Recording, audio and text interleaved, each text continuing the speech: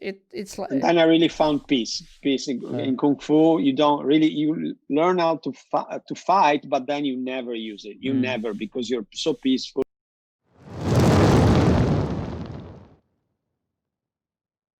so yeah, thank you for saying yes and being here with us tonight. I'm really looking forward, like, what you went through in your life and how did you discover your passion, and what is necessary for you to live it. And I'm sure you will give us some tips and how to say, hacks and tricks on how to live life powerfully. But also, All right. as being a CEO and as being a expert in digital communication, I think, I'm interested in that as well, and I'm sure, I think a lot of people are these days, how to be more recognizable, and you will All tell us right. more.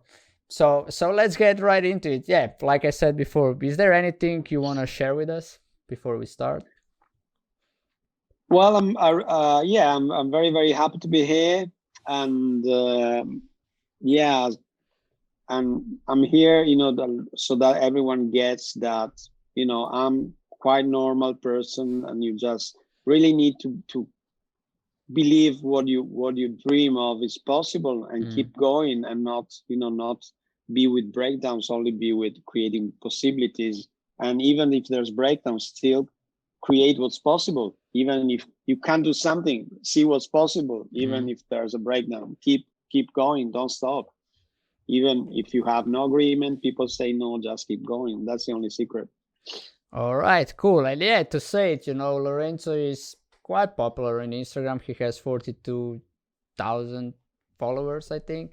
We checked, there 41, something like that. And online thing is like, where these days most of us are interested how to be more recognizable, and then being CEO and supporting artists, creators, working in fashion design, and having your own the Venezia thing, which is also a fashion week that you did. It's like, we want to know how you got there. But first, let's start with the question, like, who or how were you being as a teenager, right? What were you dealing at that time? Like, what was working, didn't work for you? Like, what were you maybe missing that would really support you as a teenager? Just like, give us a insight All right. on. So yeah, as a teenager, I was reading a lot of books. I was playing. I started playing when I was, well, 3, 4, piano, because my dad was a manager in general insurance company, but he also studied at the conservatory. So he still has a coda piano Steinway at home, and I learned by myself. Then I got into rock, and when I was 11, I was playing with bigger guys, like 14, 15 years old, in rock bands. So when I was like a teenager, I started with very long hair, of Mm-hmm. course, and then I transitioned to new wave, so I used to go to London, punk, new wave music, electronic music, Mm-hmm. and yeah, and of course I was someone who was reading a lot. Then of course, during new wave, I was dressing, with suits and pointed shoes. And in Venice, everyone else was kind of a yuppie with Timberland, and they really hated me at the time. Mm-hmm. Well, not the girls, luckily, but all the boys really hated me. I Mm-hmm. remember, because I was different. And I remember I was really, at the time, I was really scared about people being violent, not about violence itself, but why people wanted to fight. That I could fight back, and I also did martial arts, but I couldn't figure out why people wanted, to go Mm-hmm. get into fights. And I really, even when I got into fights and I could defend myself, I didn't find why people want to pick up fights. That really made me suffer Mm-hmm. at the time. And I was very, very shy, and probably that's why I was wearing like very, very elegant stuff, at the time, and very alternative, like London, like new wave kind of, rock star Mm-hmm. clothes. And probably that was my way, to overcome being shy. All I right. had blonde hair, kind Mm-hmm. of punk stuff, like, yeah, new wave stuff. Yeah. And then my mom died when I was 17, and that was really yeah, I didn't even face that. I said, all right, I won't feel anything. I will be strong, and I will keep, I have one younger brother. I will keep, studying, making him study. I will buy shop for food, and and just keep going. So the morning after I was at school, everybody looked at me like an alien. Why don't you stay home? Your mom just died. And for me, that was like, keep going. And so I'm very good at not feeling when I'm tired, when I'm, and I keep going. But that's, of course, it robs you a bit of your being human, also being open to pain, let's say. So yeah, so at the time it was like that. And then I did a um, foreign languages high school. At the time was private, because there was I wanted to do languages. That was the only alternative. And it was very good, with only university professors teaching, only books, even mathematics and physics were in English. So that was tough at the beginning, because I studied French at the middle school. But yeah, then I liked rock a lot. So English, I learned English fast, and because I was already reading lyrics from the various bands.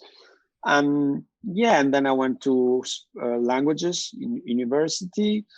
And then I met Laura, that is another introduction leader, and she was organizing a fashion show. Let me and just she asked me, sorry, I will stop you here, okay? Because I want to go a little back, right? When you said, no problem. When you said in high school or being as a teenager, you dealt that other boys didn't like you like other guys because you were clothing different. How was that for you? Because there's a lot of teenagers these days, right? Who everybody want to be unique, and then some are accepted, some are not. So how did you deal with this not being accepted? Well, I was accepted by friends, girls a lot, for instance, but other boys, apart from my friends, not very. It was like that period, the 80s was very cool to pick fights. Now I think it's less people do that, and well, I was like very tough on the outside, but in the inside, that was really made me suffer, because, well, I could defend myself, but I really couldn't figure out why. So, and I know I really got reactivated by that, when someone offended me. And now, and when I did, at the time I did judo, aikido, then I went to do a bit of jiu-jitsu, and then finally I wanted to do kung fu arrived in Venice finally, and that really gave me a lot of peace. So even if people wanted to pick fights, I stopped being reactivated. I was just, hey, what's the problem? And then when you're calm, usually it stops. Most of the times, because I said, what's the problem? Let's have a drink, instead. Why do you want to fight? And then I remember two guys were fighting with each other. I went there to stop them. And of course, then they wanted to beat me. And I said, no problem. Why? Let's have a drink. And then they were hugging each other in the end, So, yeah. So if you're a space for peace, then people, most of the times, at least, people stop it, because they don't find, Yeah, they need the contra reaction, like the same energy they're giving. If they get it back, then and if they don't get it back, it's like, because before doing kung fu, I got scared, and then I had to show up I'm stronger, so a stupid thing. And I mean, but it's like, and then I really found peace in kung fu. You learn how to fight, but then you never use it. Never, because you're so peaceful.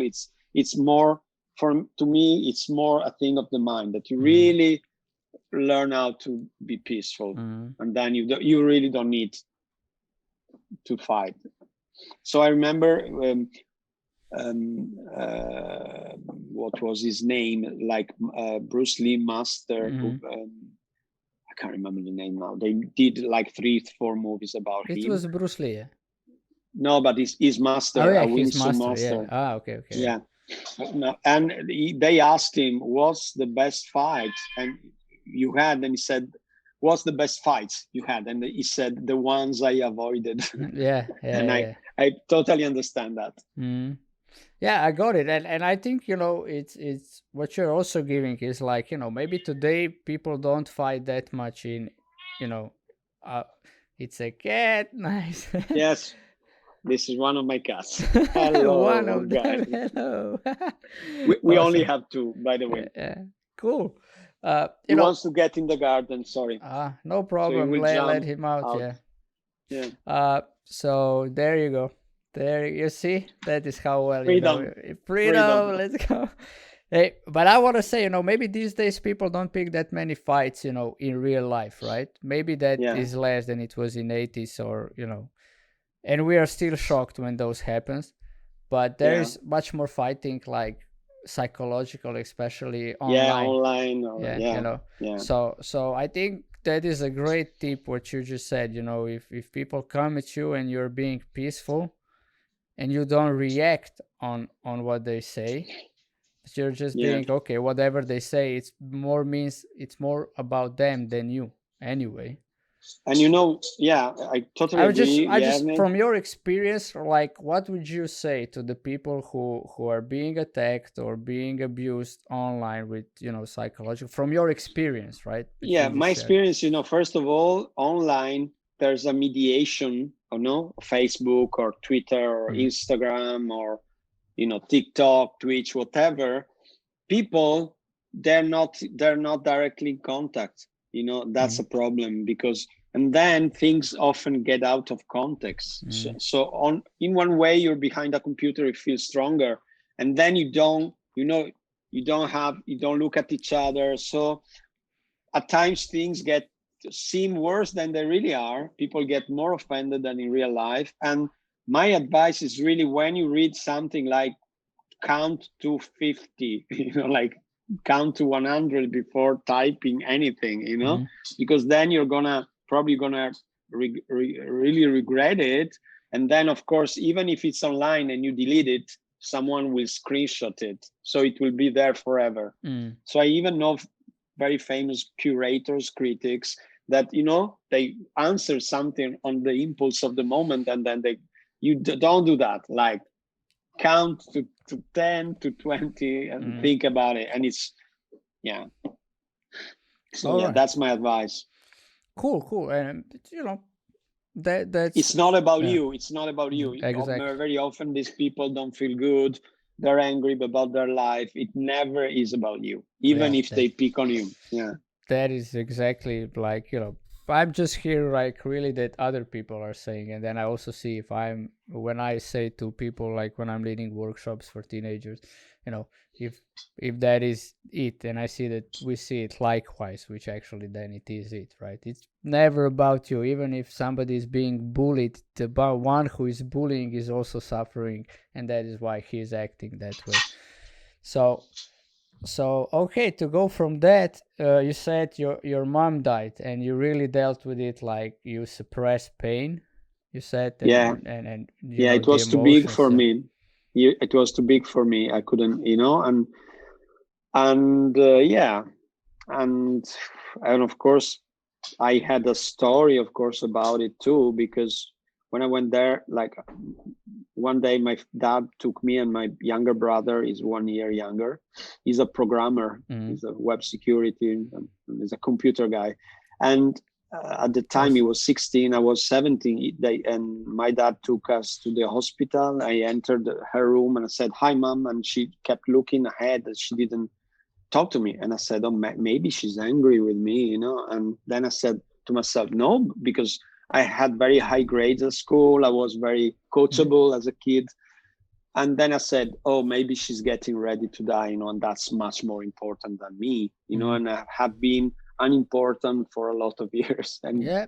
And yeah. And then I did this landmark forum, this Mm. course, and I saw that sometimes uh, things happen, and you stick a meaning on those things. So I Mm. asked my father, I did this course, and they say there's things that happen in life, and then you give them meanings, and Mm. it's different from what really happened. It's your interpretation. And my father told me, "Lorenzo, first of all, your mom wasn't angry with you at all. She said you were her best friend, first Mm. of all. And then at the moment she was already in a coma, she couldn't hear you, and she couldn't hear you at all. So, and in that moment, I really got my mom back, and now if I think of her, I don't think about this pale lady in the hospital bed, but I think about she was an Italian professor, and she invited all the schoolboys.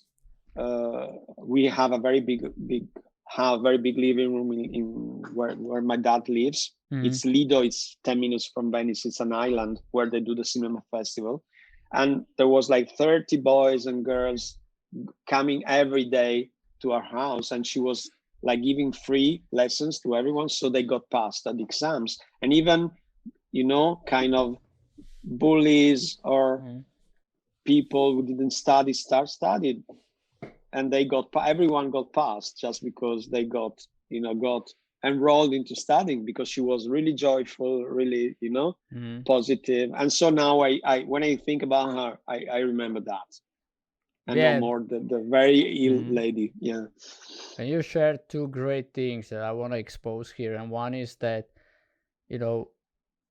if we go before, right, you saw your mom and then you made the story, and that is like a lot of us stick with that, like, okay, story, we say story, but actually our meaning, interpretation of the situation. Yeah.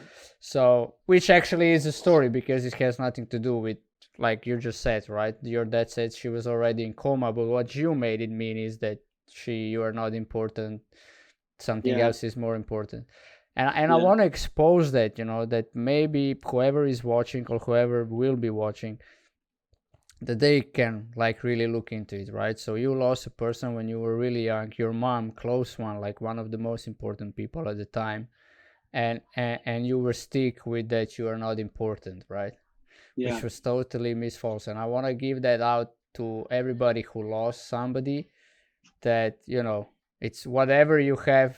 If there is some let's call it unpleasant interpretation, it's probably false, and you're misinterpreting, and you're making yourself small. So just, if you can, just drop it now, and like Lorenzo said, then he got his mom back when he dropped that story, when his dad told him, like, your mom's best friend, and she was already in coma, she didn't listen to you. And another thing I want to expose here is also, when you said your mom invited like 30 teenagers into the living room to the day that she worked with them, it's like why all the bullies and everything suddenly disappeared is because they were listened to. They were accepted, they were respected, they have somebody to talk to, somebody who was guiding them by example, and didn't like come down with the authority. And I think that is I don't say like, right, that whoever is teaching should do that, or but I want to expose here is this, the attention and the respect and acceptance that she gave, that actually then all the bullies, everybody disappeared, and even those who hated study then saw joy in that. So I think that is something like we can all take on with our close ones, or with friends, or workplace, or with whoever. And listen, two things. One thing, now that I'm a father, my son is 13, I know that like your son is more important than death. So I know me and my brother were really important to my mother, even if she was about to die. So that was. And then I remember the bullies, what you say, they were bullies, but after 2 months with lessons with my mom, they started defending the weaker guys. They completely changed. Because if somebody show you love, it's like, and then have a talk with you, and you see that actually your acting is deviation of what you are suffering, or unfulfilled, unhappy about, then you can then you have, and actually give you an access, the possibility of not being a bully, but somebody who defends weaker people, because all deserve respect and stuff like that. So that is maybe what's missing these days a lot, right? Especially online, like we said before. And it's a great thing what you're sharing, how you went through, and thank you for being so open and vulnerable about these things. It's not normal that we usually talk about these things. So yeah, then you said you went to, high school, you finished, you were like a role model, shut yourself down from your mother's death. But then you went to university, and I want to ask you here, a lot of young people are wondering which university that is like a full big step. So how did you deal with that, and why that So, well, university? actually, I went to foreign languages in Venice, but then I didn't finish because I met Laura. We were 22. We started working. We initially started with fashion, and we instantly got a lot of jobs. So I remember I bought shirts because I didn't have time to wash them. I was working even at night. I was very young. So we worked a lot, all the time. And then Laura did architecture, and she did a lot more exams than I did, but we didn't finish. So I never got a degree because then work started really being a lot. Where did you get that power for work? Like, what was your why at the time? Why were you working? You didn't need to, but you still did. I have a passion. I play piano, keyboard, synthesizer, write music and lyrics in English. And I really have a passion for arts, contemporary art, design, also literature, and fashion also as well. I really love fashion. And at the time also Laura had a passion about fashion. So we met and she said, I'm organizing a fashion show. I know some models. Could you just, pick the music for the first fashion show? And then I play. So I wrote music also. I started writing, recording some music when we needed music. Like I wanted something really peculiar. I made it, And then I started organizing fashion shows. And then that was a bit, then we got to Milan, and in Milan, we found a bit of fake people. So, and then we took the decision, all the people in fashion are like that. That's another story because there's a lot of kind people, but we were 22 at the time. And then we started organizing also events. So I remember, I don't know how we won the commission of an entire summer for Venice. And we started in Sama Square with Balletto di Toscana. Now they split, but it was like the best contemporary dance company with Prada clothes. The clothes were designed by Prada in 1991. Nobody knew Prada, only us. It was a new name. And yeah, that was amazing. Then we had like 38 events every evening all around Venice to starting from the center and to learn the hidden squares and hidden streets. So we started with dance, then we moved to music, starting from classical music to jazz, rock, electronic, experimental. Then we did one itinerary was about art. Then one was about theater. So we got a lot of money, I remember, and it was really, really tiring. It was like every day for nearly 2 months. And I remember that was the period I couldn't have time to wash my shirt. So I kept buying. So in the end, I had like 40 shirts at the end of the summer. And I remember we went to the mountains with Laura and another business partner. Now he lives abroad, but at the time we went to the mountain with one cat I don't have anymore. At the time he died, sadly, because he was very old. And I couldn't, at the first days, I couldn't stop. I had adrenaline, and it's not coffee, I was just used to work like the 18 brain was hours on a day. fire. Yeah. It was, whoa. So it took like 1 week to slow down. Yeah, I woke up at 7, even if I was in Tuscany, yeah, in I know the beautiful feeling. places. I was, give me something to do.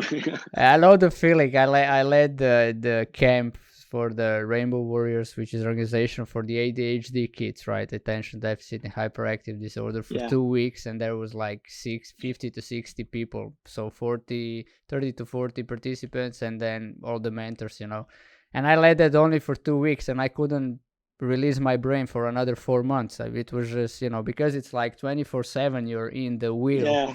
So I totally get the feeling. But let's get to that. where did your passion for this art came from? It's like it's something that you get from your father, your mother. It's like you find it in the books. It's like, because a lot of people like music, right? Like you said, Yeah. but not everybody then writes and create music, and not everybody then, people, some are like fashion, but they don't work in fashion or stuff like that. So maybe Well, maybe tell us, how did you find that yeah. passion, right? Well, first of all, when I was my mom was a literature professor, so and my dad studied law, but then he's a musician. He did the conservatory, so and he had a lot of books on also music books and photography. He's a hobbyist photographer, which I am too. So we had a lot of books about photography, a lot of magazines about photography, about a lot of books. Like every book I wanted was there, And then my mom really liked art, so she got a degree in literature with a specialization in art, classic art. But then I moved to contemporary art. Then I discovered fashion, and also through, I think, the photography, my dad photography magazines and books, I also saw some fashion photographers. So I really like to read books. I really like to play. Then I got into rock, into synthesizers. And during middle school, I remember I woke up at 6 every morning to like carry fruits boxes, early, and help the people selling fruits and vegetables. And so I could buy at the end of the summer a synthesizer. And I remember my dad, he's still alive, by the way. He's super, I really love him. What he did is he let me go to work to earn the money. And then I said, Dad, I got the money for a synthesizer. Can you come with me to the shop? And I looked for the one I could afford. And he said, no, look at the bigger one. And I said, but Dad, I don't have the money. And then he doubled my money. But first I had to work all the summer. Yeah, that was my question in between, right? So what you said from your dad, and the house on the island, I guess that your parents were rich, or they were not rich, but maybe not rich, but professor, not at all, because she was in public school. But my dad was not rich really, but but good money, because he was a manager. He was like like he went to work at 8, he came back home at 8, like every day. I mean, then we can go into hours, this debate, what rich means, right? We all have our own, like, how much money do rich people have, right? But what I meant is, like, we don't own it. Like, he doesn't own a house, for instance. He's still renting the flat, but he has a piano anyway. So it's not like, but we could go on vacation, but he was teaching me you really need to earn money. Then he gave me what actually I want to say. It's right. It's like that you gave the impression that, like, you had some money at home, so he could buy you the piano easily. You didn't need to go work for it, right? Well, not a piano, but a synthesizer. He could buy it, right, without you working. But there was this lesson that you went working and stuff, and that is what. And another thing I want to expose, right? In those times, there were no computers, so you can only find knowledge and the information in the books, right? Yeah. So if you give a quick comparison, like, between those times, right? Well, at the time, I remember at the time, I started using computers in, I think, 1980, maybe 3. We had ZX Spectrum, Atari, and then we moved to PCs and Macs. But at the time, the attention span, even mine, was longer. So now we kind of, we have less attention, because I remember at the time I bought a record. I went to work to buy also records like Led Zeppelin, Pink Floyd, or whatever else. I was listening to a lot of rock music, a lot of jazz. And I woke up in the morning Saturday, and there was my dad, very elegant, on the coda piano, with very hippie people playing saxophone and bass and drums in my living room, jazz combos, and he was playing jazz with these people. So I was exposed even to experimental music. Mm. But yeah, at the time, I remember I bought a record that was really valuable. Now I have like this iTunes music. You pay, membership every month, and you can listen to everything. Mm. So you get really. I learned every record by heart. Now you kind of listen less to stuff. Then let's listen. You can listen more, so you have access to more data, but you keep it less, let's say. But yeah, it's not necessarily worse, it's just different. No, I'm just like, because it's just different. because you are older than me, and you live in, when you were like having first computer, I was like 8 years old, 7 years. I'm 86. Yeah, but I mean, I'm just different. Born in 86, you were living the 80s, right? So that's why I want like your comparison, your experience on this time. But I want to ask you one more thing about when you were young. Is like, would you say that you had the freedom to do whatever you want, or did your parents say you can do this, you can do that? No, well, I got a lot of freedom, reasonably. Like when I was 11, they said come back home at 9:30, then 10:30, then 11. Then they saw I was responsible and I could do a bit more. But it was always gradual. And then I'm really grateful because they exposed me and my son to all the culture, whatever, and they supporting what we like. So You mean you and your brother? Me and my brother, not your son at the moment. Yeah. No, brother. Sorry. It's okay. Brother, and yeah, my brother. My dad, I remember, brought from Milan. It was when he was 6, kind of Lego, Lego, but it was all electronic stuff with magnets, and he started doing radios, but it has the symbol of every component. Then he started building TVs and stuff, and now he was for a long time a network expert, then a programmer. Now he's a web security expert. And I am doing communication. I'm into art and cultures. And I said, Dad, like some years ago, I said, Dad, really thank you, for exposing us, to thank you for who I am, because, and he said, no, but, no problem. Me and your mom philosophy was, let's expose them to a variety of things, and then let's support them in what they like. So that was their philosophy. Yeah, and that is, that is great, because there are people who are successful in their areas, but they were like kind of a little bit pushed or forced into that. So so I'm just like searching here. That is really, I'm curious guy. That's why I do these talk shows. I want to know how the things go, a little bit behind, because that about behind how it happened, we usually don't talk, right? You don't go out for a beer with a friend and say, hey, when I was young, my parents exposed me to all these varieties. That's why today I do what I do. We don't talk that, right? So that is like, and it's also a good thing, for everybody who is listening, who is watching, that, if you're a parent, like what actually gives you that your son will loves you at the age of 50, 60, 70, that he will say, hey, Dad, thank you for doing that in back in the days. And I remember also with the school, I want to go to our school, at the beginning. And he didn't stop him. He said, okay, Lorenzo, if you want to go to our school, no problem. And I see you're good with languages. What about this high school? It's private, it will cost money. But if you like it, we will invest, And I looked at it and I said, oh, that's a good idea. I like it more than our school. It was just always, Yeah, but that's like your dad. Yeah, I liked it. What you're good at, right? So he kind of, okay, he want to do that. I just want to, that was like that was like an act of love to give you, like, that you can choose, right, from a broader pool than only us usually see. And so I'm really grateful to both of them, because they exposed me to culture, and they never forced me, because I was a bit of a rebel, a bit very kind, but very, so they never forced me to do anything.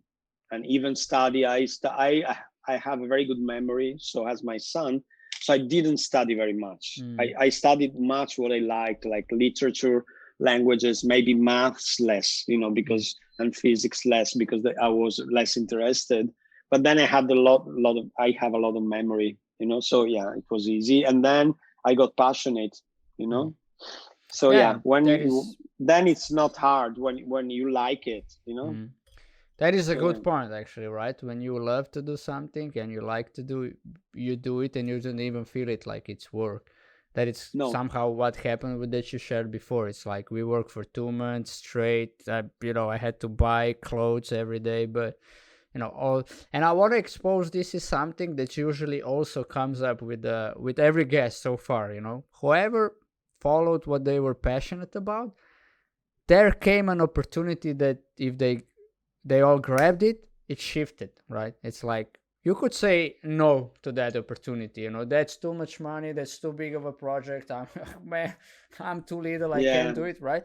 And then you Yeah. skip it, and then you probably would finish like I don't know, somebody working in a factory. No, I'm joking. Yeah, I But remember whatever, right? I'm I not. was I'm not 20. this Yeah. this man. Like how'd you say? Yeah. No, Disrespecting workers in factories, just like you yeah. would go in some job where you weren't really be passionate about. You would just do it to No. survive. That's what I'm. Yeah, I remember they offered me at the time, like I was like, yeah, when I was 20, I think one, before opening the company, they asked me to be interpreter for a summit in Venice, like a G7 with with Reagan, all the time politicians, And I worked for ABC News, that now has been bought by Disney. And I worked like, I remember I slept with a walkie-talkie. There were no phones at the time. It was 1987 on, and I slept 4 or 5 hours because they said, if we call, you need to come, And at the end, I remember they said, Lorenzo, when we saw you come very elegant, we said, this guy is not gonna do nothing. He's gonna be lazy. And then they said, we never saw anybody work hard like you. So they gave me also a letter if you want. I wanted to go to New York or London. Stuff like that. Yeah. Recommendation, yeah.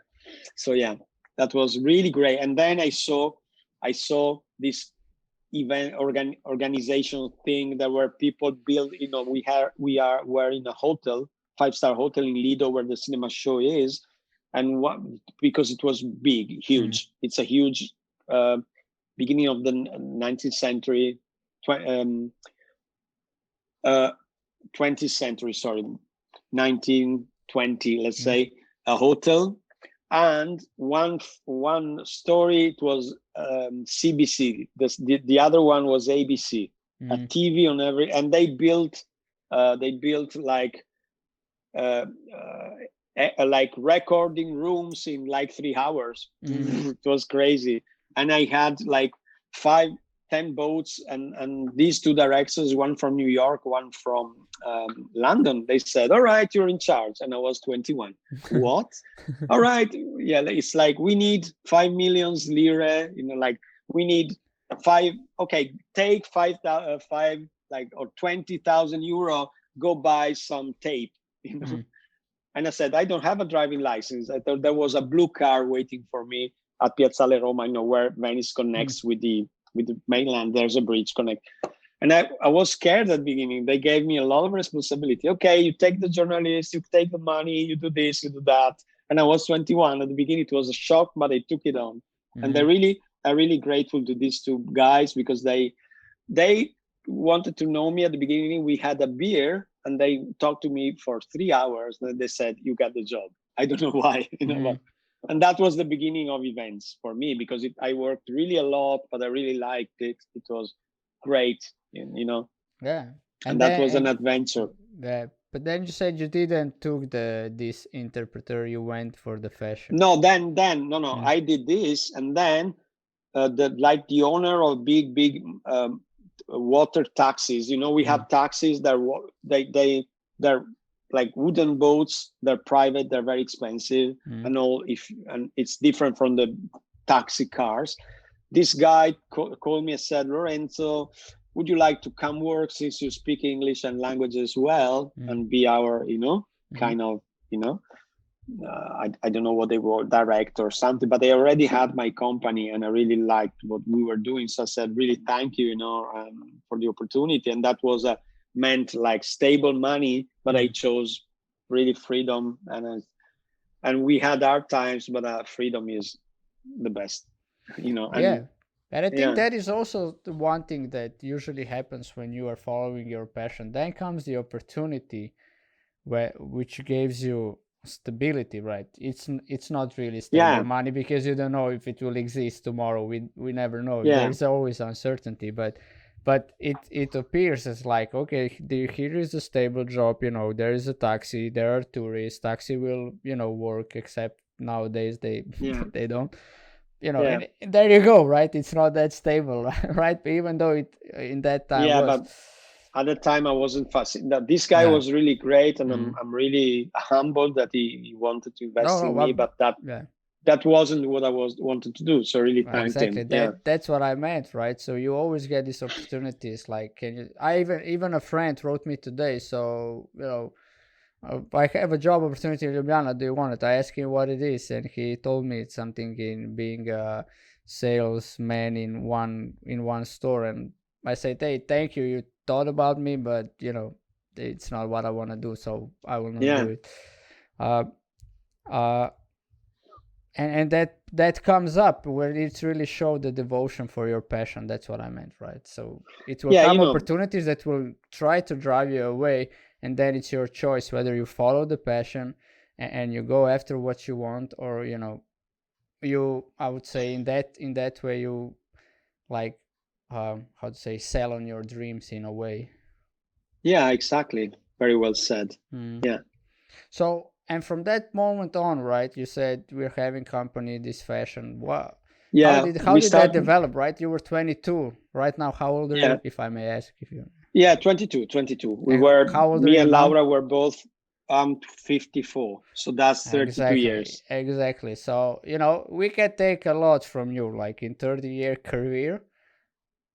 Walk us through, like how it happened. What are the challenges? Like what? So we Yeah. started, I remember we started at 22 with fashion shows. Then we started doing events. Mm, And we created not really events, not corporate events. We really did it. They're cool, and I have friends who do them. They're really masters in mm, organizing that. And one friend did the forum too. mm, So the leader, like the best event manager, and her company that do events for big brands. But that's not what I want. We always love to create new things. mm, We also organized, contemporary experimental theater, the first computer video art in 1991, and we love technology. So we also did things with technology, with visual theater. I brought from Amsterdam and New Zealand visual theater artists. And then we started also doing classic communication like PR, press office. mm, That's especially Laura. Then I remember before the social networks, we were using some Nokias and we were doing lives, photos on WordPress from the phone. It was really hell. mm, It was difficult in 2010, 2011. And then no, in 2000, no, that was 2005, 2007. mm, Yeah, when my son was born. And then in 2010, Instagram got published. In 2011, after a few months, we opened our Instagram. Remember, we entered this Instagrammers. It's an international association. So I am one of the 16 founders of Instagrammers Italia, mm. which is Oh, part. all right. And then we made a crazy software with our webmaster to stream by hashtag and by people, Mm, by profiles, have a thematic stream on our website from Instagram. So mm, we did, and we started doing coverage of the Art Biennale in Venice, of the cinema festival with all the famous Instagrammers from all over the world. And we invited them. We had sponsors, and we really love, we love new things, and mm, we also love comics. We love sci-fi, science fiction. I know comics a lot. Laura draws comics. mm, I used to draw too. So we love creativity. So when Instagram was there, I recognized the potential, and so I started, and I met also several times the market, the art and fashion responsible in Instagram. She came to Venice because not particularly for us, but because she so invited all the big ones, the big Instagrammers. So yeah, and then we're since 2011 we're experts in digital communication a lot. Yeah, and I wanna, like, it's really like, I don't know a lot of people, right, who are that like open to new things, because usually we are Yeah, skeptic and cynical about new things, because yeah. that means change, and as human beings we don't like But change, change right? is super cool. But Change is yeah, super cool. that's what that's, it's like, is that something that you got from the beginning of you knew, or Yeah, yeah. it was there a point in your life where you said new No, things? no, no, no. Yeah. Like when, also with music, I started with my dad listening to classic music, but he also listened and rock. He exposed me to the first Ziggy Stardust, Bowie when I was like 3, 4, but also to Bach, Beethoven, classical music, and experimental contemporary music, electronic music, like classical electronic. He was listening, but so I have a passion for new experimental, and I really can spot when things are valuable. So when I first heard, like, I remember first heard like the new wave, the punk, I knew which bands were really good. Also because I'm a musician, when it's new, but it's also valuable. So I also fashion, I know if a designer is good, and also with art, because I worked with art some time, So Yeah. I really got a passion for new things, which are new languages. It really I love that. So I'm open to change. And so I remember also music, we had disco music, then we had punk, and these two things really kind of reformatted. House comes from disco music, like new wave comes from punk. Now grunge came from hard rock and partly from punk. So I can do all the connections, and yeah. Whoa, man, I'm amazed, right? Because I'm like, the most difficult question for me to answer is like, what kind of music do you listen? Well, yeah, but I listen to a lot, really Yeah, but different kinds. but it's like you knew all the kinds. I don't even know the kinds. I But cannot. because I Yeah, play, that's no, why. I'm just amazed by the knowledge. But there is a different question that is stuck in my mind, and it's like, Yeah. what are the challenges you had to face as bringing new stuff, like we said before, Well, yeah, people don't like the change, but you're open to it. They're really yeah. cool. That's your perspective, which gives us like, okay, you deal with it easy. But we know that when you bring a new stuff in, like, what were the challenges you guys were facing or are facing every Well, time you bring something new? first of all, with visual theater, for instance, that's easy because it's visual. People like it, even if it's experimental. It's kind of, David Bowie was doing experimental stuff, but he had a way to make it for the people, so it was accessible. With digital communication, the beginning, we were a bit of aliens, like people were saying, oh, well, what it is, Instagram, oh, I use Twitter.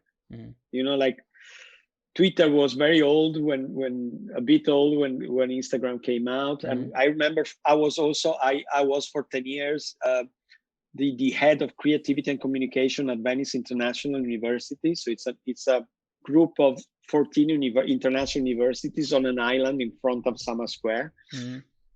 Well, not in front, but very close to Venice, like 5 minutes by boat. You can see it. And it was like a campus on a small Venice on an island. And I remember my students, I was also doing research projects and mixing like art and enterprise, art and technology, but I was also giving courses for students. And my students didn't reply to emails, and that was 2005, I think, because it was old. So I remember 2005, I had to use Facebook because all the Americans used Facebook, and at the time looked a bit like the early LinkedIn. It only had a small photo. When you connected, it was like a way to connect students in universities. Now LinkedIn looks like Facebook. It has evolved too. And yeah, so I started also using that. And yeah, I like technology because I like it's, well, not per se, but I really like what you can do with technology, that you can, of course you can. So it's important how you use it, because otherwise, of course, it can take away your humanity. but it's important what you do with it. So I really like it because you can experiment, you can do new things, you can connect people more. Then of course you have the crazy thing that everyone is connected on, and it's not on a device, and they're not connected to each other. So you see everyone like that. We say the head down, the club of the head downs. Yeah. Head down people. But I really like new things, and when a new thing comes out, I can spot if it's good usually. All right, so we go to you when the new things come. Like, what do you think about TikTok then?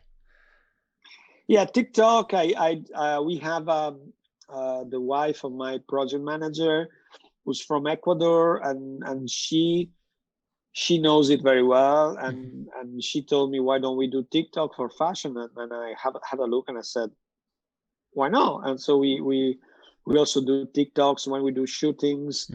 And she has models dancing and doing all these things, and it's and we have a lot of crazy views on that too. So yeah, and you can see that thing also on Instagram. You see more people, fashion bloggers jumping, and then of course they do the stop motion, and they change suit, the dress, and blah blah blah. So that comes from TikTok. Yeah.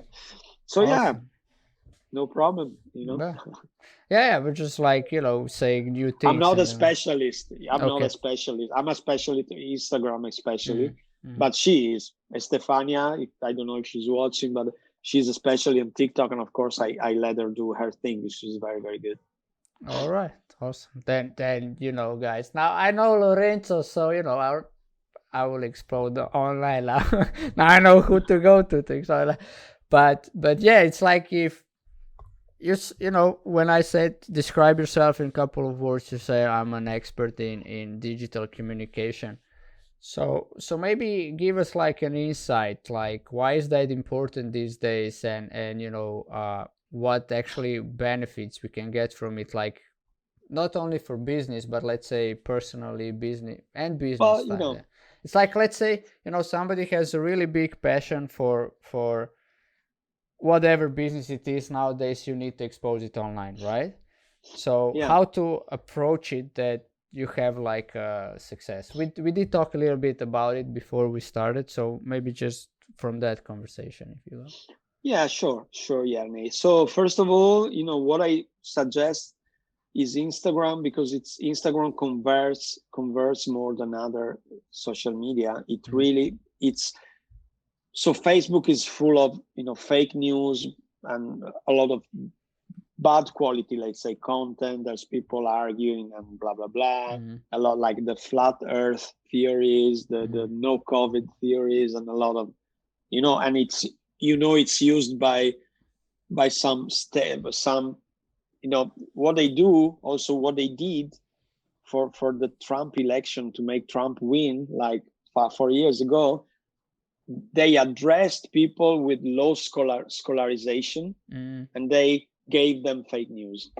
So there was a journalist who discovered in England there is a small town where the only lonely foreign is an Indian living there since 30 years. He has a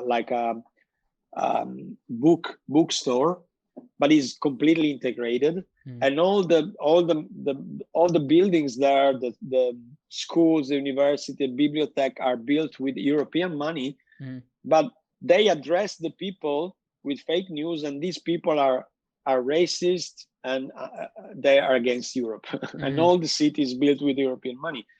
And they found that money couldn't be traced, maybe from Russia, but they don't know for sure. I don't want to say. But that was to address these people to think that Europe is bad, and there are economic interests. So you can also face expectations then. So and they were targeting especially people with low scholarization, so no high school, because they were more they could influence them more. And so that's really bad, of course. And we really need to also protect our sons, to news, like check them, always check.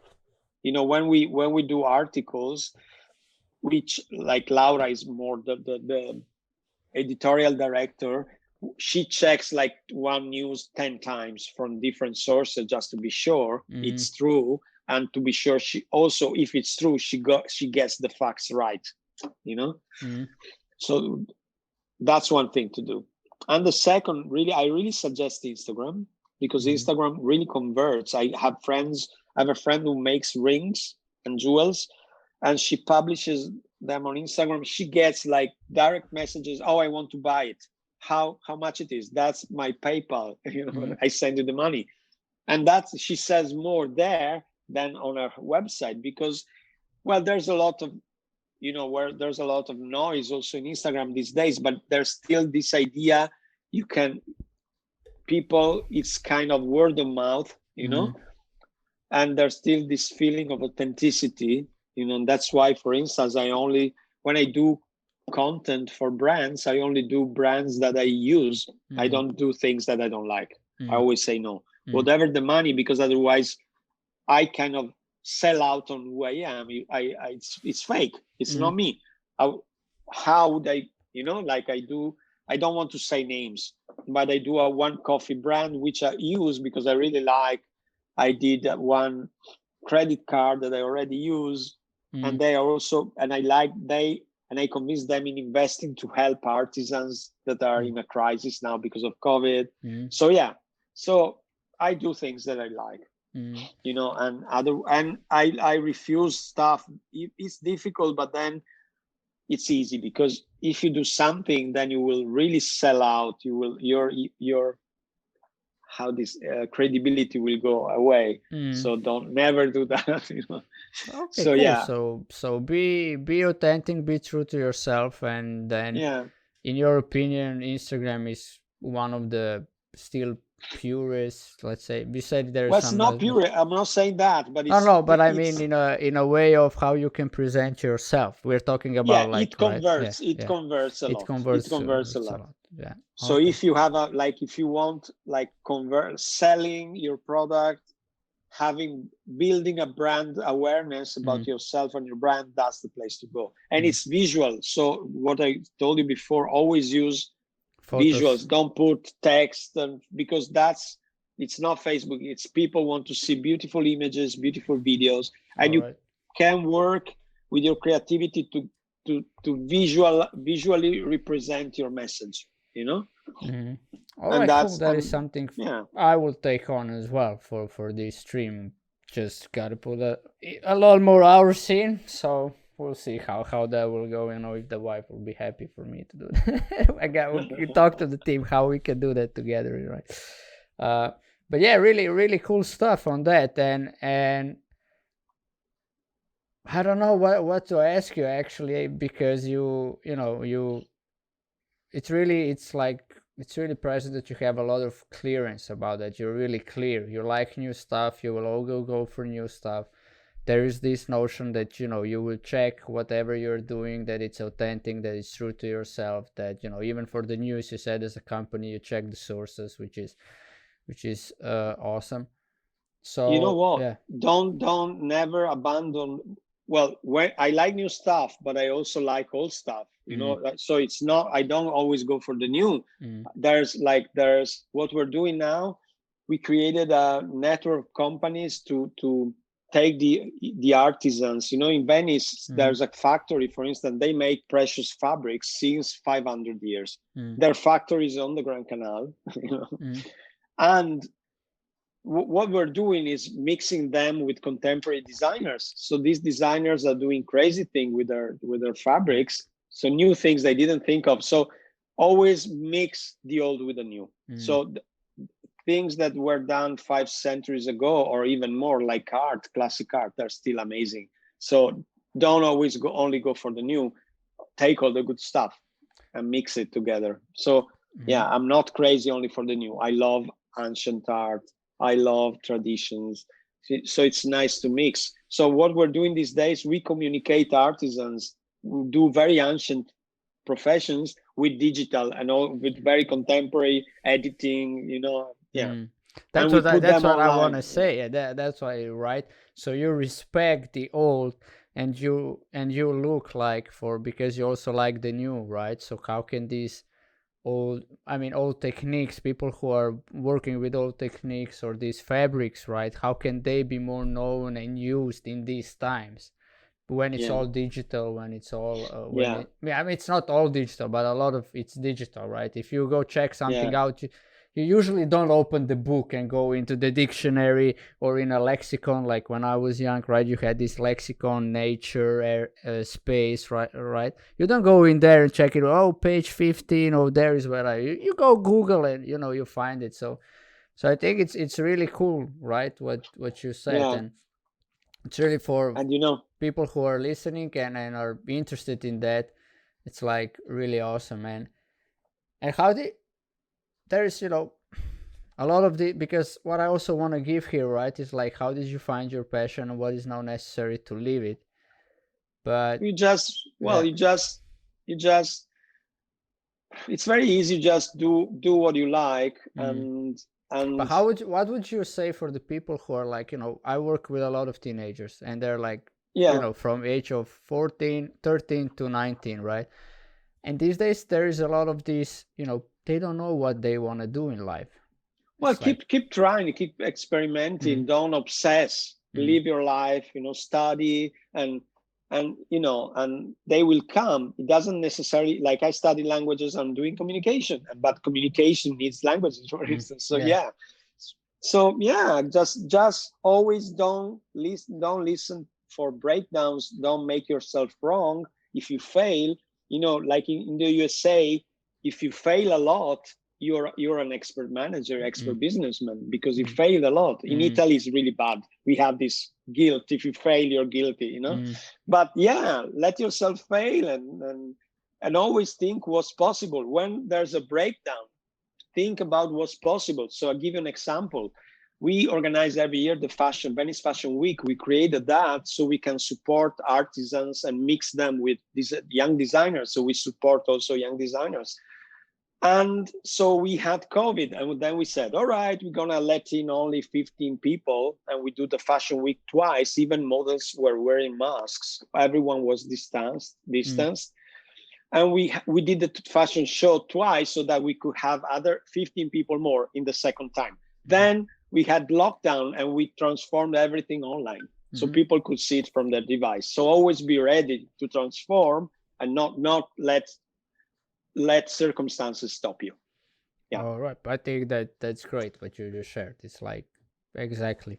It's like and I say if you don't know what to do, just be open. Think about it. Be open. And that, like you said, think about it. But really, like we as the human beings, we have a lot of thoughts, but we rarely really think about things, right? We rarely give a thought in, so to speak. Really don't think about I'm not lucky, life is difficult. Think about what's possible now. What can I create with that? So and also like I say, like, what are the things that I do or did do, right, or did that actually, like, where I really felt the warmth in my body, like, because I'm sure when you're doing what you're doing, you have this, the energy flows in here and you're just like, man, I love to stream, I love to be here, and I love to talk to people and have really a big mission. Like for me, the mission is Venice will thrive. Venetians will thrive. Artisans will be rich, will be fulfilled of what they do, will be proud, will find a way to overcome crisis. So that's my big context. And that makes things easy because it's not about the money. It's I make money. I make more money when I do that because that inspires me. Yeah, because you're up to something bigger than yourself, so to speak, right? And inside of that is like you're never stopped, because if you're committed, we just had a podcast on commitment, right? If you're committed to that context, which will probably not even fulfilled in your lifetime, but you're anyway doing it, right? It's you wake up in the morning and you're like, okay, what can I do about it? Not like, the COVID is here, so who cares? Now Venetians will not thrive and the artisans will be poor. Right? And and a lot of artisans told me, oh, you never stop. So, and they say, oh, so I can do the same. Yeah, exactly. Lead by example. There's always something possible. There's always something possible. I mean, what you're sharing is perfect, right? Not being stopped by circumstances and look for the possibility. And also write that, yeah, what is your context? Why would you do what you're doing? What do you want to give? Well, I really want people also be free and happy. That really makes me happy when people are free and happy around me. And even if they're not, even if they're far, I'm happy. That makes me happy. That people can get to do what they really want. They they can do what they love. They can have freedom. They can get money and be successful in what they love. I really love that. That makes me super happy. Yeah. I mean, that is, what you just shared. Whoever wanted to take something for you did, and they can go and start building whatever they're passionate about. And let's talk about another aspect, right? I recently became a father, and we always touch this like relationship, family thing in so to speak, because it's very important. It's something authentic for a human being, right? To be with another person in a romantic relationship, and then have kids or not, but that's the choice. But it's kind of authentic for human being to breed, to multiple. It's like the authenticity of the cells, the nature of the cells. But so what would you say is the essence between you and your wife? That, how long are you two together? 22 years. 20, right? So what is the core of your relationship with your wife? And maybe you can also share it from these times when what you shared before. Carlotta last year had a small operation, but then a stitch broke. She got an infection. Then they placed a dilator in their stomach. It was really not a serious operation in the beginning. Then she got a lack of B12 vitamin, and she lost the use of legs and hands. That was really a big thing for us. And she stayed 6 months in hospital. And they told me maybe she may stay in a wheelchair. She was 43, and now she's 44. And maybe you want to gear your house for a wheelchair, or maybe you want to put her in an hospice. And I said, no, she's gonna walk, And usually in hospital, that kind of physiotherapy, they give you only 2 months, because then, if it's not curable, you go home. And she stayed 5 months because I went to enroll all the doctors, the psychiatrists. I went in other hospitals and now she's walking with crutches, and now she's probably next month stopping crutches, and she will back 100%. So first of all, that was kind of a hard period, but yeah. And she also did the landmark forum. So she said, I'm sad, but I'm gonna go train. I'm afraid, and I'm gonna go train. She didn't let her, internal fear state stop her. Internal state. So and she's amazing, and I have a lot of respect, and she's great. Like she's like my other half. Sometimes we argue, but really she's just great. She's amazing. And she's a children educator, so I learned a lot from her, how to deal with my son.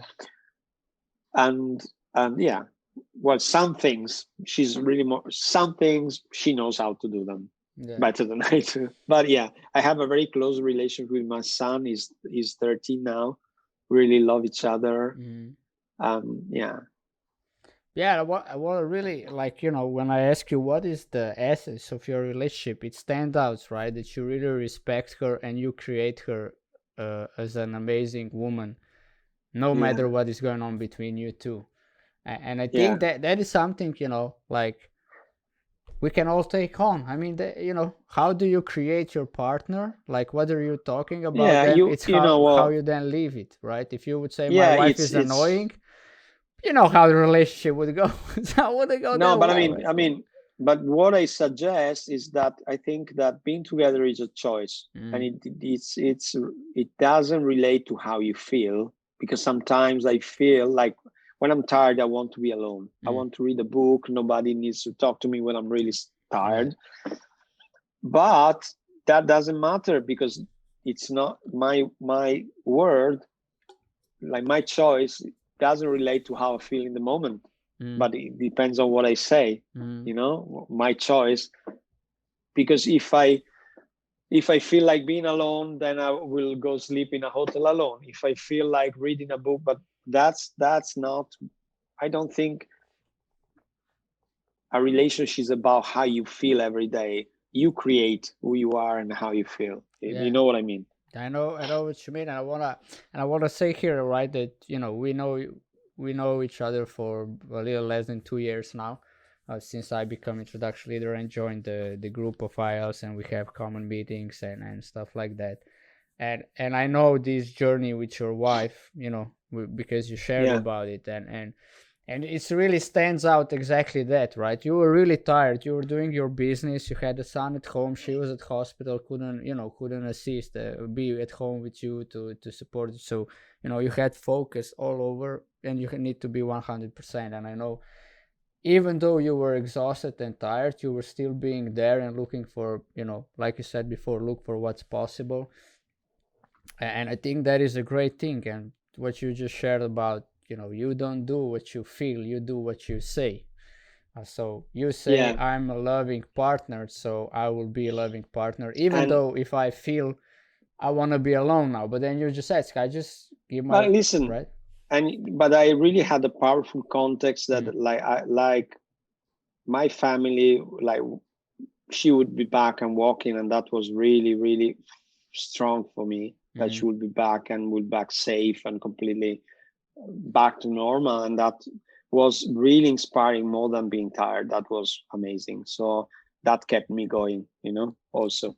Definitely. And the love for her, and you don't want to, she will be that, because I want to spend the rest of her life walking with me, And that's, and it's nothing not... else is an option. Yeah, and then of course sometimes you argue, sometimes you get nervous, but the choice you recreate it every morning, that you will spend the rest of your life. It's more of a choice. It's not how you feel, because sometimes if I don't sleep well, I get headache, but who cares? That's a circumstance. It has nothing to do with my choice.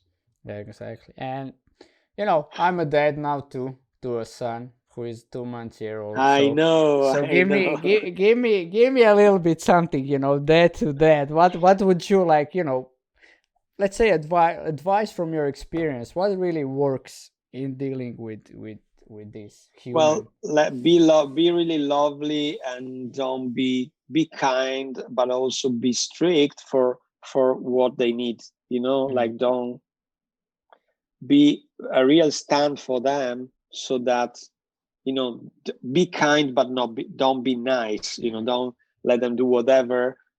Because sometimes they also need limits. So support them, but also give them limits. So that you know what I mean. Which kind?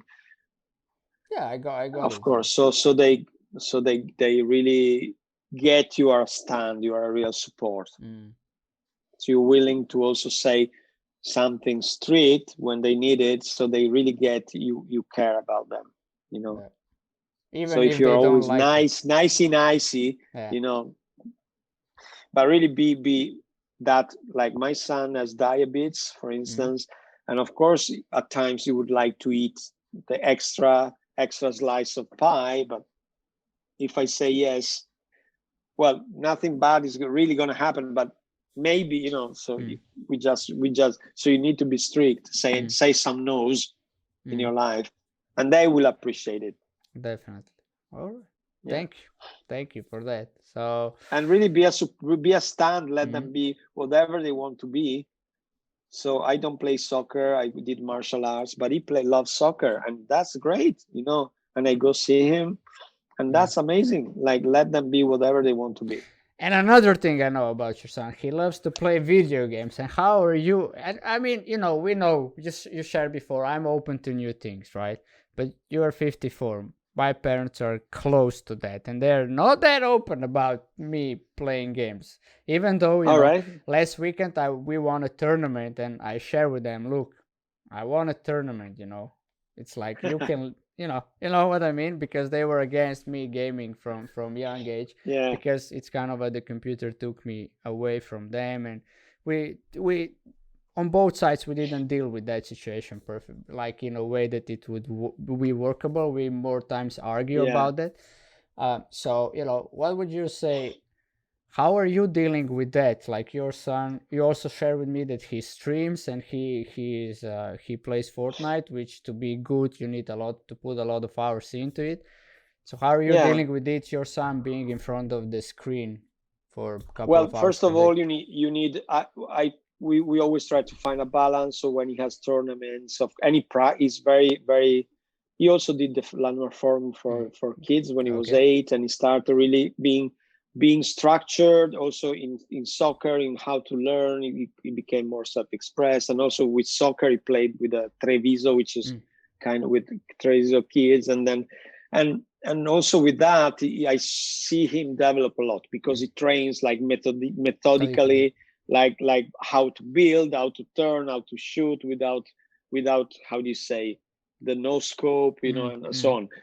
So, but you really need to find a balance so that it doesn't become an addiction, of course. So how are you dealing with that? So did you have the so at time, conversation with him, or no, I do, but at times it's Gabriele, that's enough, and one more minute, Gabriele, I'm gonna take away the plug if you don't stop. And then sometimes I do take away the plug. And then what is But the reaction? How do you deal with the reaction of taking out? No, he doesn't. He knows.